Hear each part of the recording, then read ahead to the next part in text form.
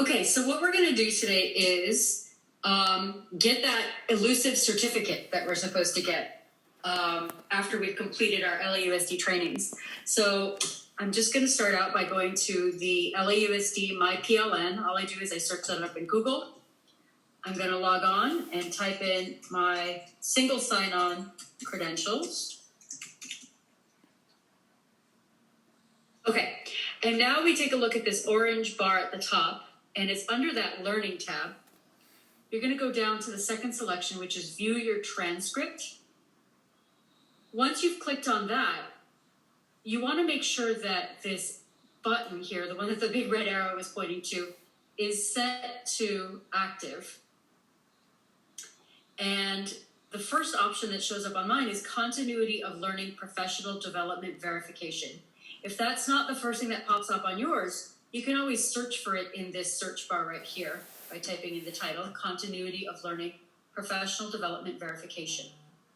I'm going to click on Open Curriculum, and I'm going to do the third one. And the way that you can check to see whether you've done them or not is whether there's this little orange check mark next to your little virtual clipboard here. So I'm going to do the third one here. I'm going to click on Launch Test. I'm going to hit Continue. And it just asks me those two questions. I'm affirming that I've completed the session. True. And I affirm that I've completed the professional development today using the following. And today mine was actually via a web conferencing tool. It was via Zoom. And it was about Edgenuity, but it was via a web conferencing tool.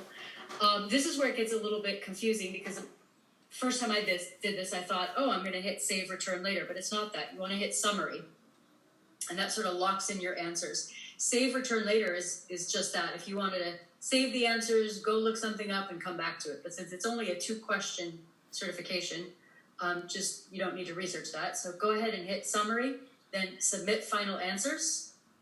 And now you can see that that third clipboard that didn't have a check mark next to it does have a check mark now.